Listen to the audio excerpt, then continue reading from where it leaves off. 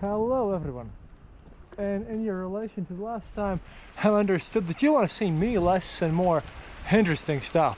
Today we begin our journey in the house where from the 1922 up until 1929 Latvian Communist Party Central Committee in an illegal printing press printed the newspaper The Struggle, or Cīņa. And notice how below, in the Russian part, doesn't even translate it. I will now move back a bit so that you can see this weird building, which is now just an apartment building, but this is where we start.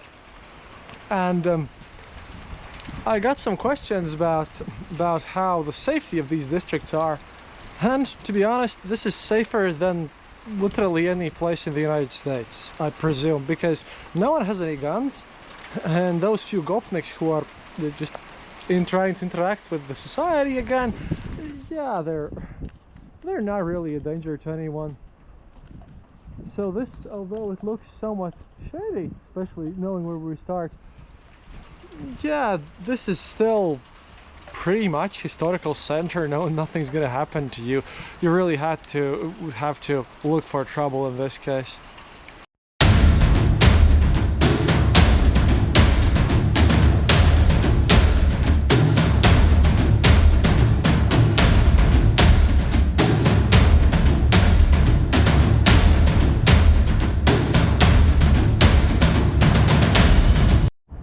And we're standing, well, much later after the rain, in front of the building of Ann Street 2. This is an interesting district because this is our industrial power. Over there, there's the chocolate factory, the first one out here. But this has been a military building for a long period of time. In this house, in the 2nd of December of 1918, they created the National Army 1st Unit's Independence Squadron, basically. This is one of the places where our own national army even began.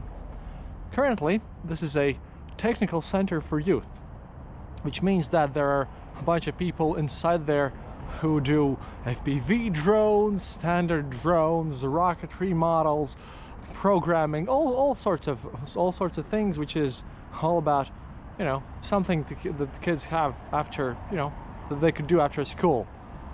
Well, they've also participated in a bunch of tournaments, and I remember that last year we actually won the #1 spot in the rocketry modeling competition out there. But if you notice the Ukraine flag over there, that's on there for a reason.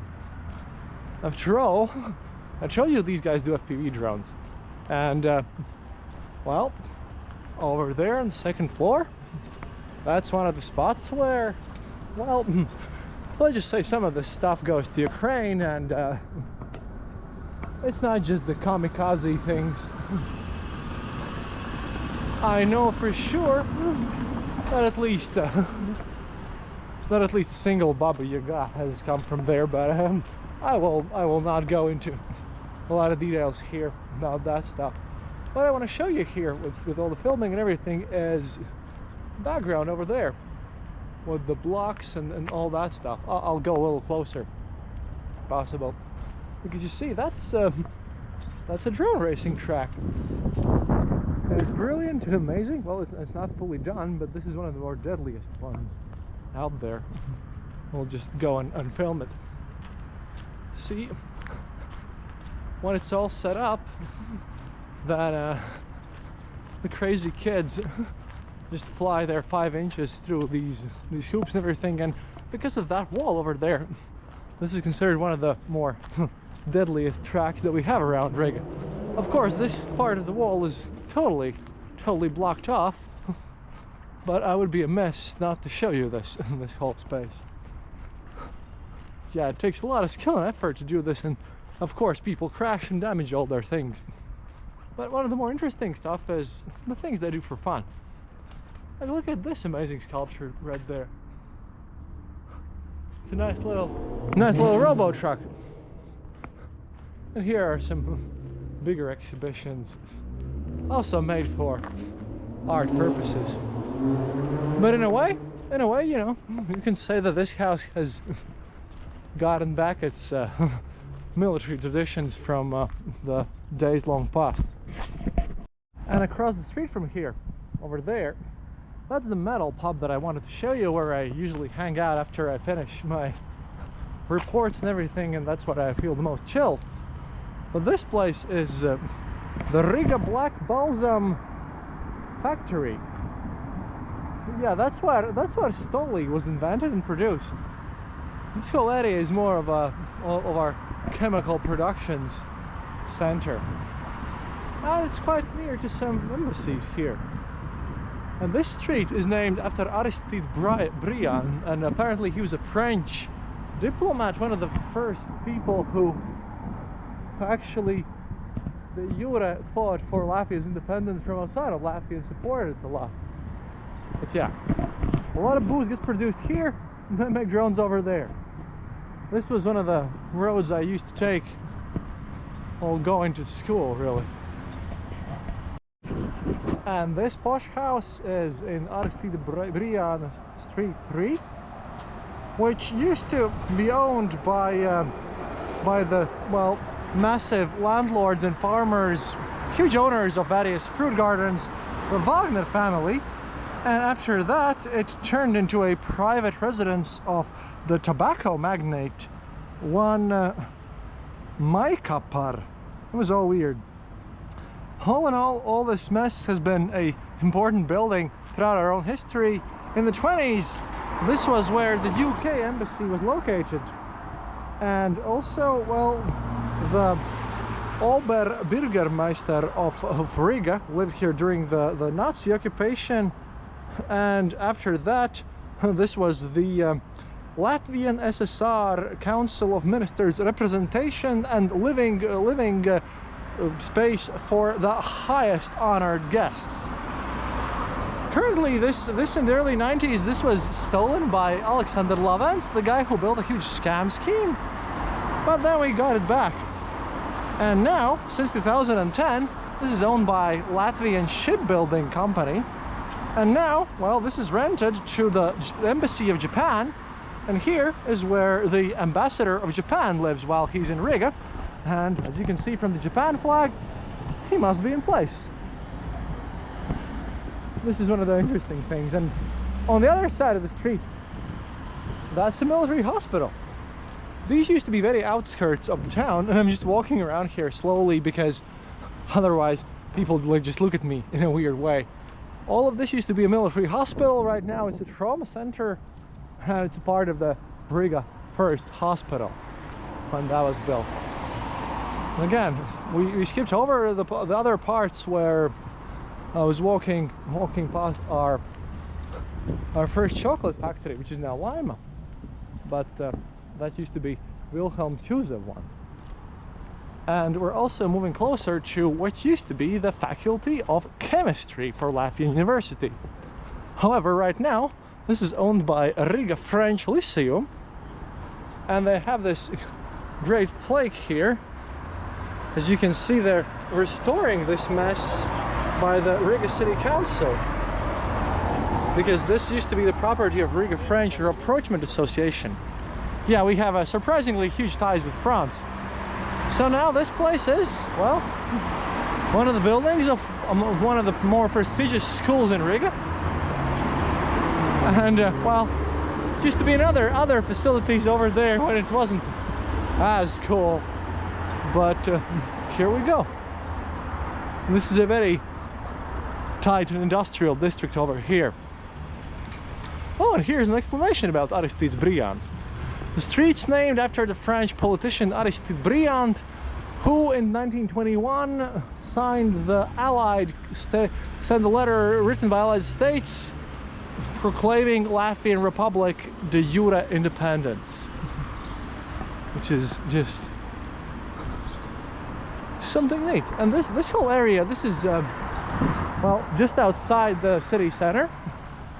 Basically, we're on Christian Valdemar Street, and this is well, it used to be the factory parts, but right now, well, a bunch of businesses are here on this here street, of course, with some Riga kebab and everything. and I guess a monument to chemistry as well. And this is the main building of the Riga First Hospital. It turns 222 this year. It was founded in 1803 on the 3rd of May. Well, right now it would be 15th of May. 3rd of May is by the old calendar. As the poor, the healing house for the poor, who was founded at that point between the hanging poles and the bleachers street corner. This is a very progressive thing, and it's a cultural historical monument there.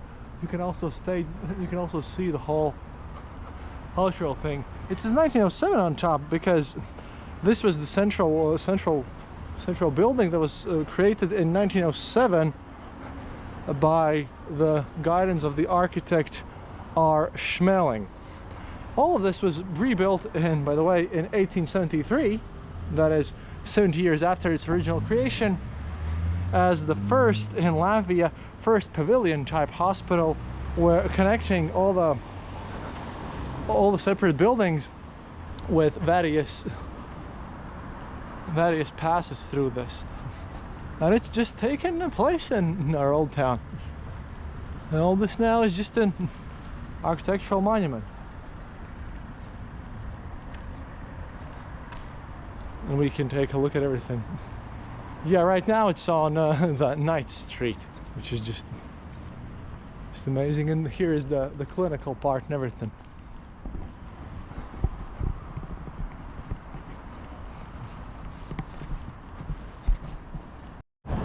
And now that is the theater, and this is one of the busiest street corners around. But we're arriving at the statue of Voldemar Sirba. This is important because this guy, yeah, he was, as you can probably hopefully see here as part of his work, he was a weird fellow. He was born in a highly religious family in Bedava parish in Valka, right next to Estonia. And after his family moved to Riga and he enrolled in school, he really showed interest in theology. It was brother Jacob, by the way, and his other side of the family, yeah, they ended up going to Canada and participating in the creation of VTOL aircraft, no less.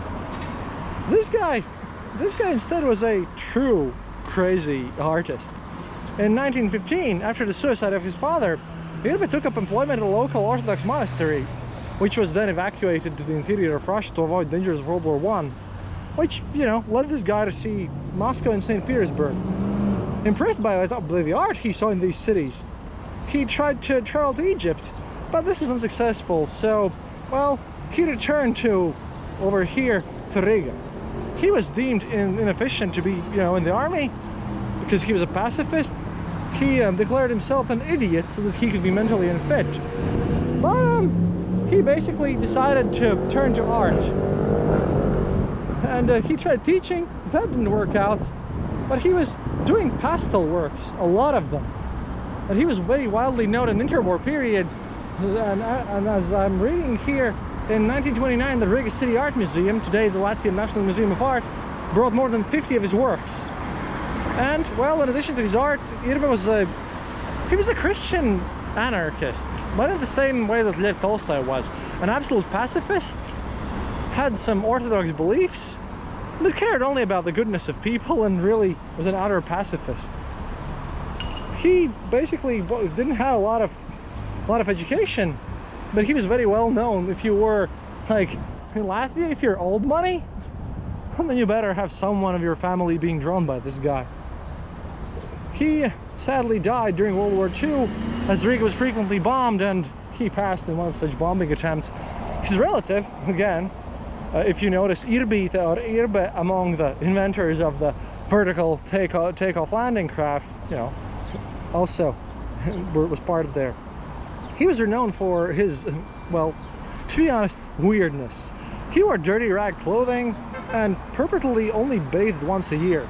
He also traveled barefoot everywhere, as you can see here, and claimed that he could paint a complete piece while standing on one foot. Because of his dirty condition, the Riga police once forcibly washed him and cut his hair and beard.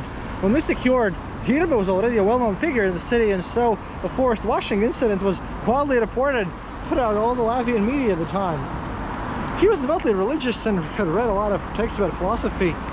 And well, in addition to all of this, he was also a vegetarian and teetotaler who really lived a simple lifestyle. And well, he was one of those very first naive artists. However, he was widely praised by his fellow more academical artists, including Latvian classics such as Vilhelms Purvītis, Julijs Mardanieks, and Karls Nails. He really used vibrant colors and everything, and he sort of embodies this here street corner, because if you know what's what, then yeah, you can't really be Latvian old money unless he's drawn someone from your family. A truly eccentric artist of our hometown. And I hope that you know, the whole loudness isn't just messing things up too badly. Oh yeah, and as I'm filming the Latvian Theatre of High Arts, not the official one, but the young building, we're gonna walk past the previous one, as that ties into my very eccentric and crazy Gonzo episode. I have to say a thing about indepth. He might look weird, and what you heard might seem, you know, it might seem weird to you, but that was a lifestyle choice in full. He could afford literally anything. He was already in the interwar period wildly known and extremely popular because he was genuinely super talented. However, he really just wanted to be closer to Jesus, and well, he generally chose this stuff. Oh, we're having some protesters going on there as well. That's nice. Well, we're going on to the final parts of this video, because I need to show you two more buildings out here. And one of them is directly related to, well, if you listen fully to my episode on, you know, what I made about my dad, then yeah, that's the place where he used to work and where he passed out, and at that point, the youth theater. And although this is somewhat getting into the touristy parts of town, this is a building that I take everyone to. This is the infamous Corner House. As you can see, they have an exhibition over there, history of KGB operations in Latvia. This used to be just an apartment building built in the early 20th century. I think 1912, maybe a bit earlier. But then the KGB arrived and turned this place into an office, a prison, an execution place. And you can get a tour here. It costs 15 euros in English. I've been here multiple times. They left it as it was. It's pretty brutal inside because all the basement parts were just straight up massive cells overfull to the max. And this is the part where they would drive you in with the cars. I'm trying not to film other people, I'm sorry, but yeah, this is the memorial here about the door. As you can see, during the Soviet occupation, the state security agency KGB imprisoned, tortured, killed, and humiliated its victims in this very building. It's not just an office house, it's a full-on torture, prison, execution, everything. One of the darkest areas here. And of course, after that, in 1941, when the Nazis arrived, Gestapo set up shop here as well. And then Soviets threw out the Nazis, and they just moved right back in. This was the house where you absolutely, by no means, wanted to enter on your own, and where I'm taking literally everyone who comes and visits our country here. Currently belonging to the Museum of Occupation of Latvia, and supporting Ukraine, of course. Oh yeah, currently we're on the Gertrud Street. If you watch the first video, then this is where the street starts, and over there, about 15 minutes walk in that direction, well, in my speed anyways, that's where the murder tunnel is that I showed you the last time. And here we are. This is the new Riga Theatre. It used to be known as the Smiltis House, but it got renovated. And this is where the dialect was previously, before they moved to where they are now, next to indepth.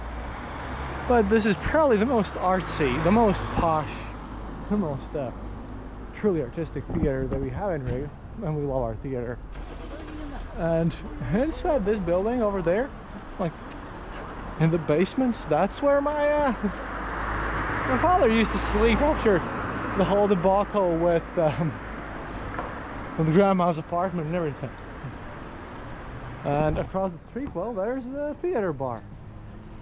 You can get probably the most brutal and hardcore Long Island iced tea there. But yeah, if you're in Riga, I highly recommend you actually go and see a play here. They have some in English, and those that they don't, well, they have subtitles too.